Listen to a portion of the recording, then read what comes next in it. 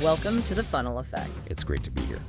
We have quite the heavy hitter on the desk today. I've been reading through this stack of papers, and honestly, it feels less like a medical study and more like, that pivotal scene in a movie where the protagonist has to cut either the red wire or the blue wire to stop a ticking clock. That's a great analogy. We're looking at a piece of research that didn't just nudge the needle. I mean, it essentially rewrote the rule book for how cardiologists handle one of the most high-stakes situations in medicine, the heart attack. It really is a landmark study, and I like that bomb squad analogy because in a heart attack, the clock is quite literally ticking. Time is muscle, as we always say. Right. This is one of those papers that pretty much the day it was published changed the daily workflow of thousands of doctors and, the survival odds for millions of patients. Before we get into the what and the why, we absolutely have to give credit where credit is due. This was a massive collaborative effort, and the sheer number of people involved really hints at the scale of what we are about to discuss. We're looking at the study published in the New England Journal of Medicine, dated September 2, 2010. The article is titled, Dose Comparisons of Clopidogrel and Aspirin in Acute Coronary Syndromes. A classic title. Very dry, very precise, and hiding a whole lot of drama underneath. A lot of drama, yes. And the list of authors we need to thank for this data is, well, it's extensive. We're talking about Shamir Armeda, Jean-Pierre Basson, Susan Krolovicius, Rafael Diaz, John W. Eichelbroom, Keith A. Fox, Christopher B. Granger, Sanjit Jolly, Campbell D. Joyner, Hans-Jürgen Ruprecht, Peter Adamski, Rizwan Afzal, Janice Pogue, and Salim Yusuf. And that's just the core group, the writing committee, and the steering group. Exactly. They are representing the much larger group known as the current OASIS 7 investigators. Which is a legendary name in the world of cardiology trials. I mean, when you see OASIS attached to a trial, you know it's going to be big, and it's very likely going to change the guidelines. Yeah. So, our mission today is to dissect this massive medical trial. We're going to see how it changed the management of stents and heart attacks. But I want to start with the title of our deep dive today, the funnel effect. I like that. Because when I first read through this material, I really felt like the data was taking me on a journey. It started from this very wide, confusing place, and then it funneled down to a very specific, sharp point of truth. It starts messy and ends with laser precision. That is a perfect metaphor for this specific trial. In science, you often start with a very broad question, right? You apply a theory to a huge population. Yeah. But sometimes the real answer, the life-saving answer, it isn't found in the big picture. Okay. It's found when you funnel down into the specifics of who actually got the treatment and how their body reacted.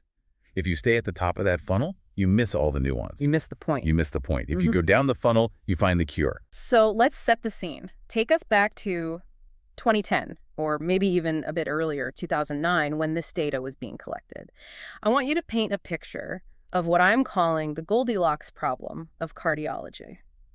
Because looking at the notes here, it seems like nobody really agreed on what they were doing. Well, I wouldn't say nobody knew what they were doing. I mean, we were saving lives, for sure. Okay, fair enough. But you're right, there was a lot of anxiety. The late 2000s were a bit of a Wild West when it came to dosing these antiplatelet drugs. We knew the basics, though, right? If someone is having a heart attack, what you call acute coronary syndrome, or ACS, we need to thin their blood. That much was clear. Correct. And it's maybe worth taking 10 seconds to touch on the mechanism so the stakes are really clear for everyone. A heart attack usually happens when a plaque inside the artery wall ruptures. Like a cholesterol plaque. Exactly. Think of it like a pimple popping on the inside of your blood vessel. The body sees this rupture and it panics. It thinks you're bleeding to death, so it sends in the cavalry. And the cavalry is the platelets. The platelets, those little cell fragments that clot your blood. They swarm the area like bees, they get sticky, they clump together, and they form a thrombus, a clot. The problem is they do their job too well.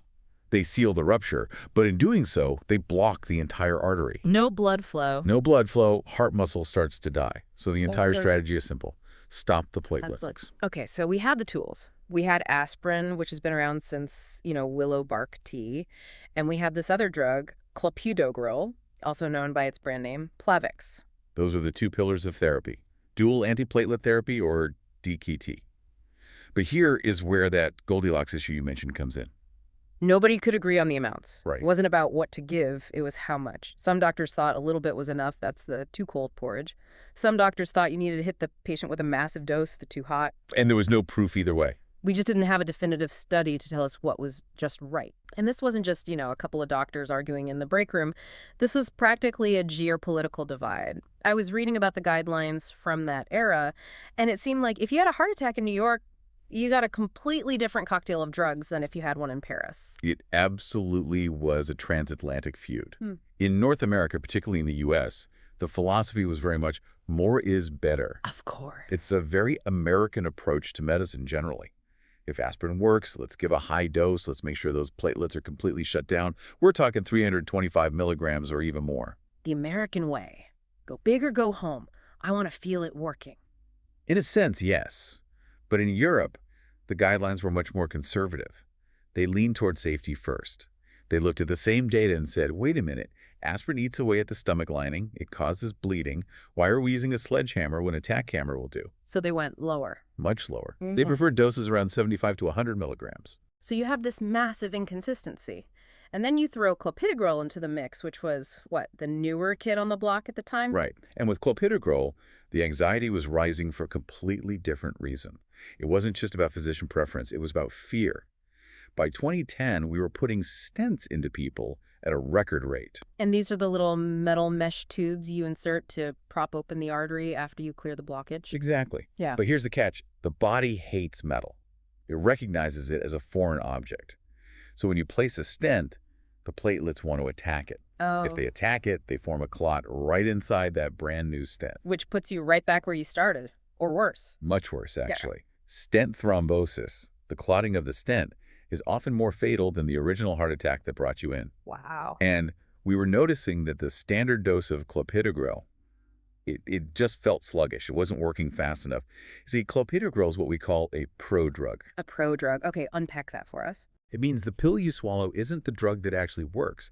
It's inactive. It's like buying furniture from IKEA. It comes in a flat box, and it's useless until you assemble it. Right. In this case, the assembly happens in the liver. The liver enzymes have to process the clopidogrel to turn it into the active form that actually stops platelets. That sounds like it would take some time. It is a slow process. It takes hours. And if you have a patient on the table right now with a blocked artery, you don't have hours. You have minutes. So the doctors are sweating. They're in the cath lab thinking, I'm putting this piece of metal in, but the protective drug might not even kick in fast enough to stop it from clotting. Precisely. So the theory was, what if we double it? What if we just flood the system with a massive loading dose? Would that force the liver to work faster and protect the heart better? Or would it just make the patient bleed to death? And that's the tension. The ischemic risk, the risk of clotting and dying, versus the bleeding risk, the risk of hemorrhaging and dying. That is the razor's edge we are walking today. And that is exactly what Current OASIS 7 was built to answer. So enter Current OASIS 7. I love that name, by the way. It sounds like a secret agent operation.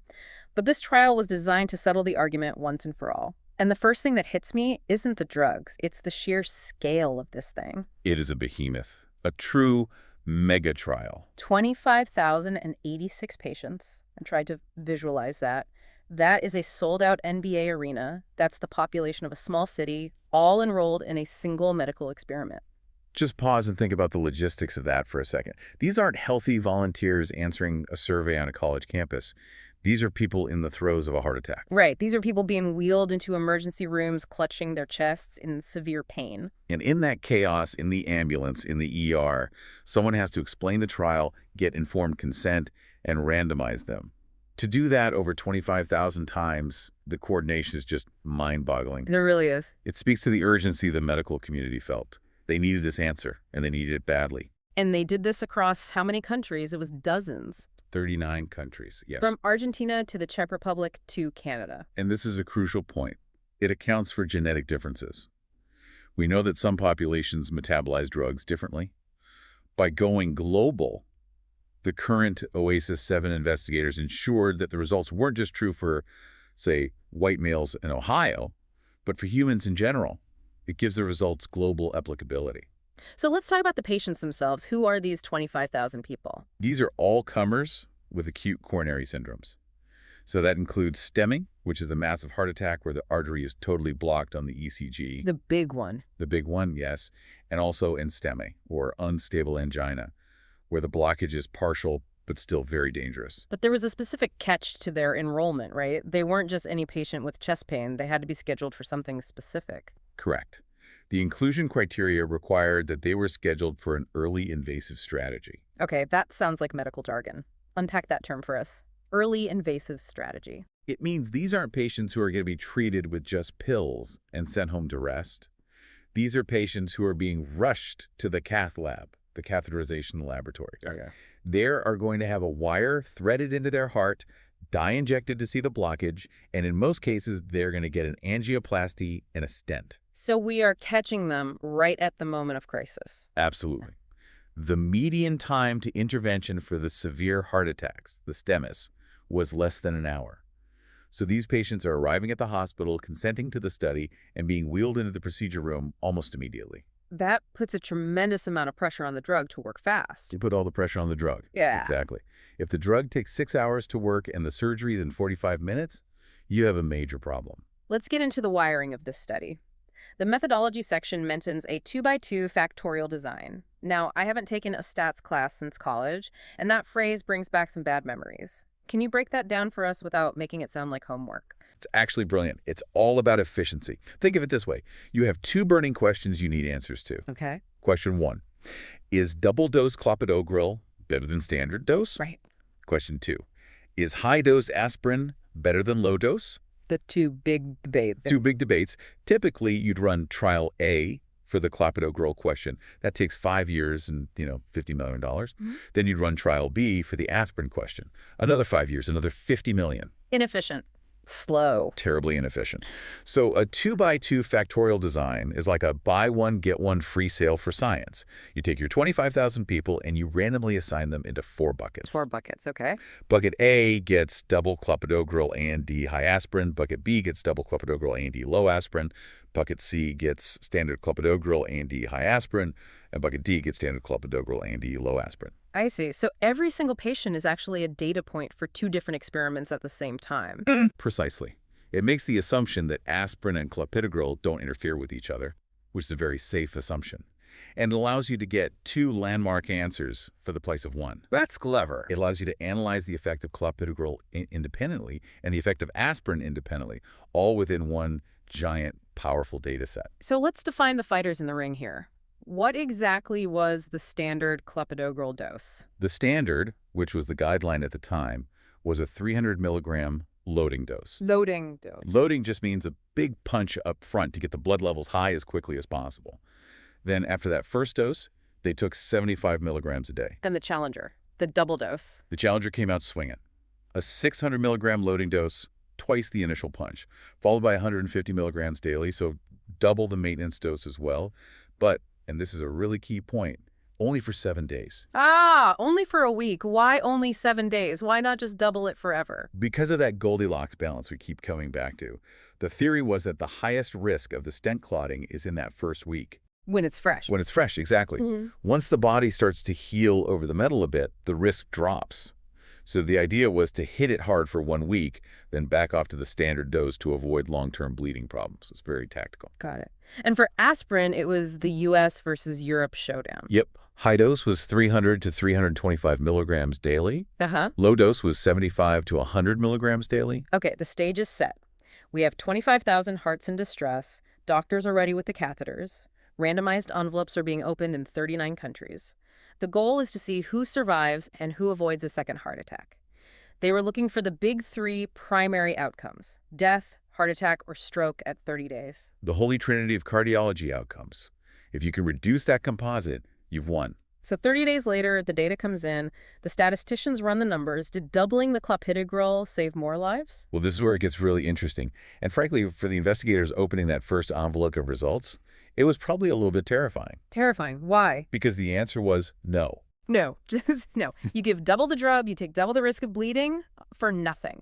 If you look at the overall findings for the total population, all 25,086 people, the lines on the graph basically overlapped completely. Wow. In the double dose group, the event rate of death, heart attack, or stroke was 4.2%. In the standard dose group, it was 4.4%. 4.2 versus 4.4. I mean, technically 4.2 is lower, but That sounds really It's close. statistically indistinguishable. It's noise. The p-value was 0.30. Okay, we hear p-value thrown around a lot. Remind us what a 0.30 means in plain English. It means there is a 30% chance that the tiny difference you saw was just random luck. It's like flipping a coin 10 times and getting 6 heads instead of 5. It doesn't mean the coin is rigged. So it proves nothing. It proves nothing. In science, we usually want that number to be less than 5%, a p-value of less than 0.05 before we pop the champagne corks. A 0.3 is a shrug. It means we cannot claim the drug worked better. So imagine you're the lead researcher. You've spent millions of dollars, coordinated 39 countries, enrolled a city's worth of people, and your top-line result is it didn't work. It's a gut punch, a huge gut punch. Yeah. And if you just read the abstract's first line, you might walk away thinking, well, that settles it. Double dose is a bust.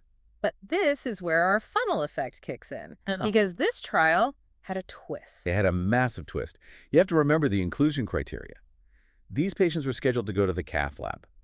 But medicine is messy. Just because you're scheduled for an angiogram doesn't mean you end up getting a stent. Right. The doctor might get in there with the camera and say, hey, your arteries are actually clear. Or conversely, oh, wow, this is way too severe for a stent. You need open heart bypass surgery. Exactly. And that's what happened. In this trial, about 31% of the patients did not get an angioplasty or stent. They fell out of the funnel, so to speak. So for almost a third of the people in the trial, giving them these massive doses of blood thinners was basically useless because they didn't have the specific problem, the metal stent, that the drug was really meant to fix. Correct. If you don't have a stent, you don't need powerful stent protection. The double dose was all risk and no reward for them. It just muddied the waters of the overall result. I have a feeling the story changes dramatically for the other 69% of them. It changes completely. Yeah. This is the aha moment. If we funnel down to the 17,263 patients who did undergo PCI, who actually got the stent put in, the biology of the drug finally meets the mechanics of the procedure. And this is still a huge number of people, 17,000. This isn't some tiny gerrymandered subgroup. This is the majority of the trial population. It's a trial within a trial. It's incredibly robust. And in this group, the double-dose Clopidogrel significantly reduced a specific catastrophic event called stent thrombosis. Stent thrombosis, you mentioned that earlier. Describe what that actually looks like for the patient. What does that feel like? It's a catastrophe. It's one of the worst things that can happen. Imagine you've just had a heart attack. You went through the procedure, you got a stent, you're feeling better, maybe even relieved, you're in the recovery room. Then suddenly, the chest pain returns, but 10 times worse than before. Oh, no. The artery has slammed shut because a blood clot formed inside the new metal tube. The mortality rate for that event is incredibly high. It's like the dam breaking for a second time, but much more violently. And the double dose prevented this. It did. The rate of definite stent thrombosis dropped from 2.3% in the standard group all the way down to 1.6% in the double dose group. 2.3 to 1.6. In relative terms, that's a 32% reduction. That is a massive win. The hazard ratio was 0.68. It means for every 3 people who would have had their stent clawed off on the old dose, 1 was saved by doubling the dose for that first week. So the trial didn't fail at all. It just showed that the drug is a precision tool. It's not some general heart vitamin you should just sprinkle on everyone with chest pain. No. It's a shield specifically for the stent. That is the perfect way to put it. It's a shield for the stent during that critical first week when the metal is fresh and, to the platelets, very sticky. It compensates for the fact that Clopidogrel is a slow drug by hitting the system hard and fast, right when you need it most. But as we established in the intro, and as you've mentioned, there is no such thing as a free lunch in medicine. Never. If you thin the blood enough to stop a clot on a piece of metal, you are thinning it everywhere else in the body too. Correct. So you have to turn the page and look at the safety analysis. What was the price of this potency? What happened to the patients on the double dose? I assume they bled more. It seems inevitable. They did. They absolutely did. Okay, so how much more? Was it a disaster? According to the study's definition, major bleeding occurred in 2.5% of the double dose group compared to 2.0% in the standard dose group. Okay, so a 0.5% absolute increase. That doesn't sound like a huge number, but when you're talking about 25,000 people, that's still a lot of bleeding events. It is significant. The p-value for that was 0.01. It was not a chance finding. The drug absolutely caused more bleeding. Now, when you say major bleeding, that sounds terrifying. Are we talking about fatal bleeding? Are people dying from the cure? And this is the crucial nuance that saves the therapy. It's so important.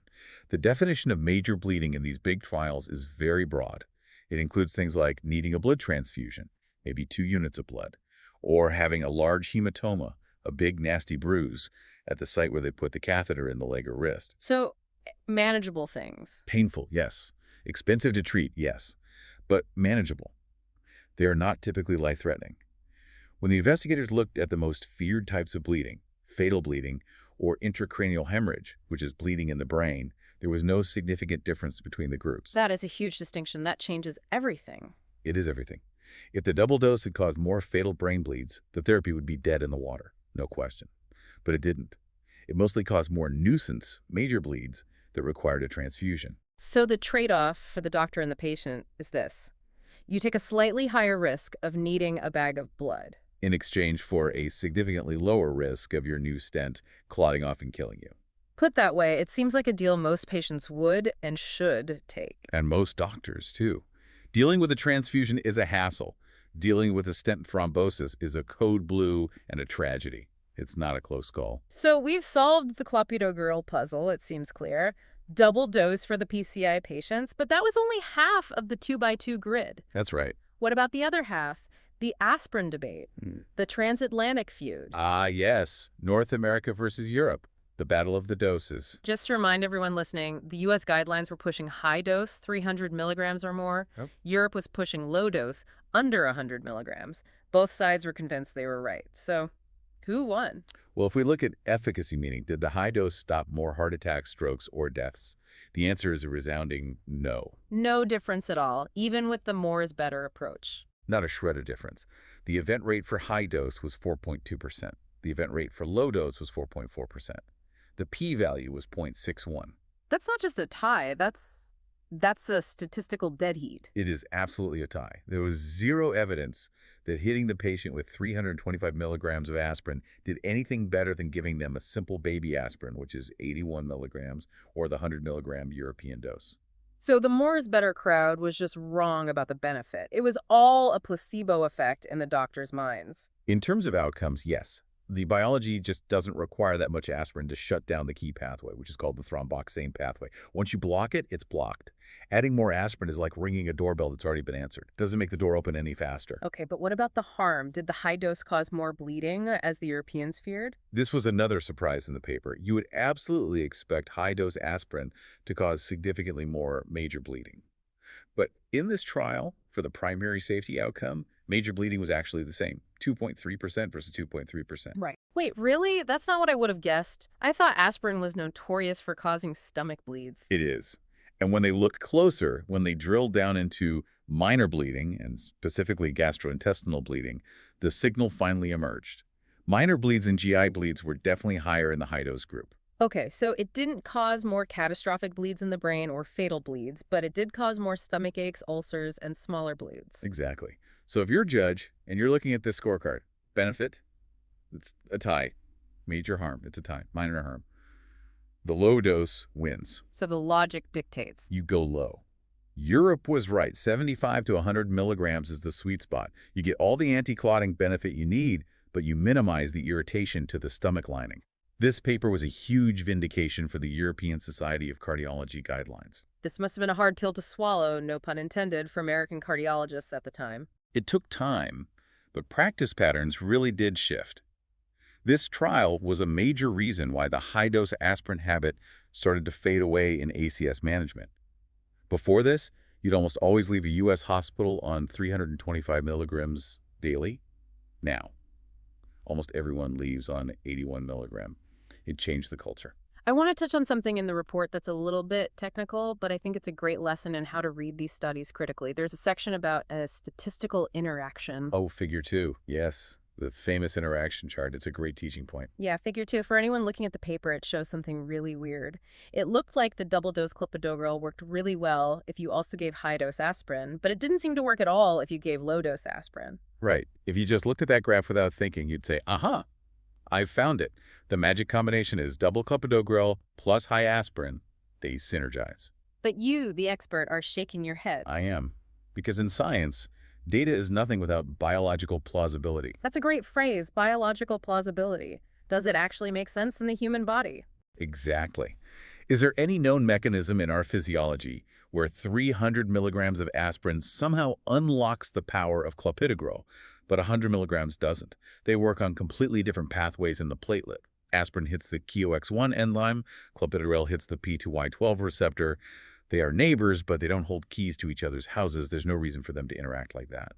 So what was it? Why did the graph look like that? Was it a mistake? It's what the authors and pretty much every statistician who reviewed this concluded was simply the play of chance. Just a statistical fluke, a random artifact. Exactly. When you slice and dice data into enough subgroups, smokers versus non-smokers, men versus women, high aspirin versus low aspirin, eventually you're going to find a pattern that looks real but is just random noise. It's like seeing a face in the clouds. It looks like a face, but it's just water vapor. That is such a valuable takeaway for anyone reading news headlines about medical studies. Just because a subgroup of people shows a result doesn't mean it's real if it doesn't make biological sense. Precisely.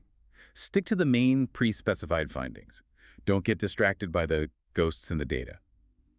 The main finding was that aspirin dose didn't matter for efficacy, and the double clopidogrel dose worked in PCI patients. That's the signal. The rest is noise. Let's talk about implementation. The study protocol used this double dose of clopidogrel for 7 days and then dropped back down. Why 7 days? Why not 3 days? Why not 30? It goes back to the stent biology. When a stent is first placed, it's just bare metal. It's a rough, foreign surface. Platelets see it, and they absolutely love to stick to it. But over time, the vessel wall actually grows a thin layer of cells called endothelium over the metal struts. It effectively carpets over the stent. So once the new carpet is down, the metal is hidden and the platelets stop seeing it as a threat and stop attacking. You've got it. That process takes weeks to months to be fully complete, but the most critical, turbulent, high-risk period is that first week.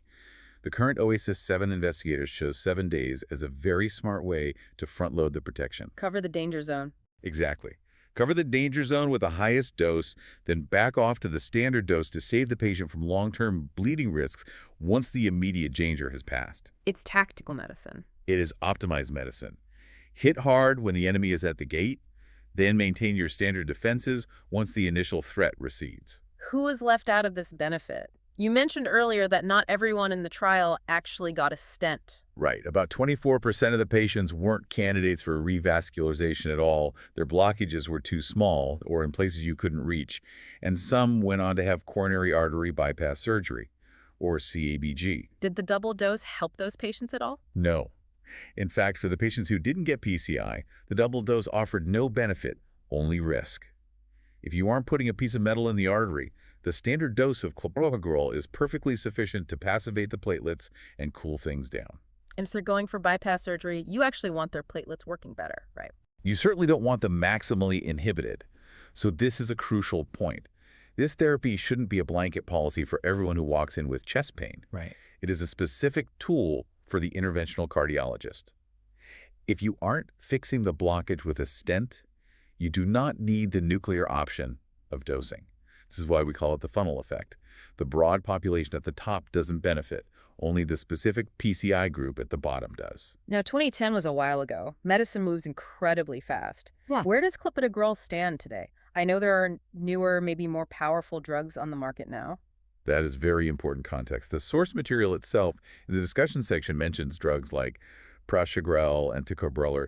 These are next-generation P2Y12 inhibitors. What makes them next generation? They are just naturally more potent than clopidogrel. They don't need the liver to activate them in the same complicated multi-step way. They are faster and stronger right out of the box. So if those drugs exist, and they're like Ferraris compared to clopidogrel's Toyota, why do we even care about this study anymore? Why not just give everyone the Ferrari? Two big reasons: cost and bleeding. The new drugs are more expensive, and clopidogrel is now generic and very cheap. And because those new drugs are so potent, they carry even higher bleeding risks. Ticagrelor also has some unique side effects, like causing shortness of breath in some patients. So clopidogrel isn't dead? Far from it. Clopidogrel is still the most widely prescribed antiplatelet in the world because it's cheap, it's generally safe for most people, and it's effective. What current OASIS 7 showed us is that if you need to use clopidogrel, maybe because of cost or patient tolerance or bleeding risk, you can make it act almost like those newer, stronger drugs. By doubling the dose for that first week. Exactly. You can supercharge clopidogrel when it counts. It gave doctors a way to close the potency gap between the old drug and the new drugs. It turned an old reliable sedan into a sports car for a week, right when you needed the speed the most. I want to circle back to the patient experience for a moment. Imagine you are the patient on the table, you've just had a stent placed, your doctor is writing the discharge orders. Because of this study, what happens differently for you? It's a great question. Before this study, you might have been sent home on 75 milligrams of clopidogrel and a high dose of aspirin, say 325 milligrams. You would have had a higher risk of that brand new stent closing up in the first month and a higher risk of your stomach hurting or bleeding from the aspirin. And after this study, after the guidelines changed, After this study, you get a double dose of clopidogrel for a week to powerfully protect that stent, and then a low dose of aspirin to protect your stomach. Your survival odds go up, and your complication odds go down. It's a win-win. it's really amazing how just tweaking the milligrams, not inventing a new molecule from scratch, just adjusting the dial on an old one can save thousands and thousands of lives. That is the beauty and the power of these large dosing studies. They aren't as flashy as, say, discovering a cure for cancer. There are no Nobel Prizes for finding out that 150 is better than 75. Right. But the public health impact is absolutely enormous. It optimizes the tools we already have in our toolbox. So let's wrap this up. We've been through the funnel. We have. It's been a great journey. We started with 25,000 people, a whole stadium full, and we found that for the average person in that stadium, doubling the dose of clopidogrel was basically a wash. No clear benefit. Uh-huh. But then we funneled down to the specific section of the stadium, the 17,000 people who actually got a PCI, who got a stent. And for them, doubling clopidogrel was a lifesaver.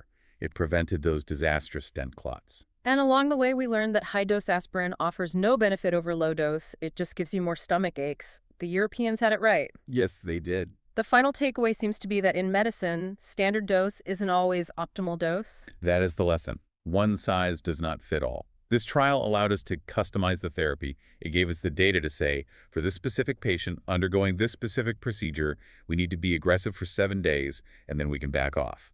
It's personalized medicine based on data. It really highlights the importance of questioning the status quo. I mean, for years, half the world was doing one thing with aspirin, and the other half was doing another, both thinking they were correct.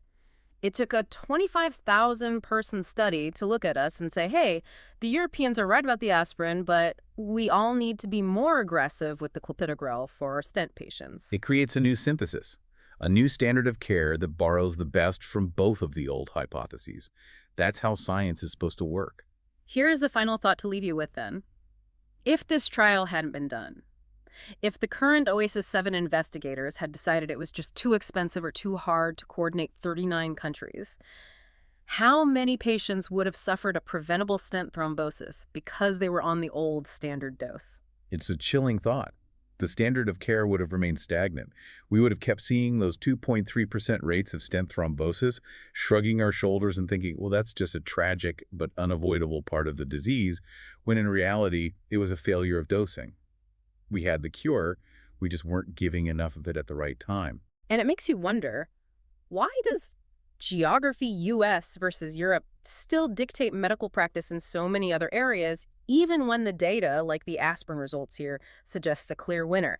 It makes you wonder what other standard practices out there are just cultural habits waiting to be debunked by the next mega trial. That is a question that keeps researchers employed and science moving forward. There's always more to learn. And that is why we do these deep dives, to find the signal in the noise. Thank you for watching The Funnel Effect.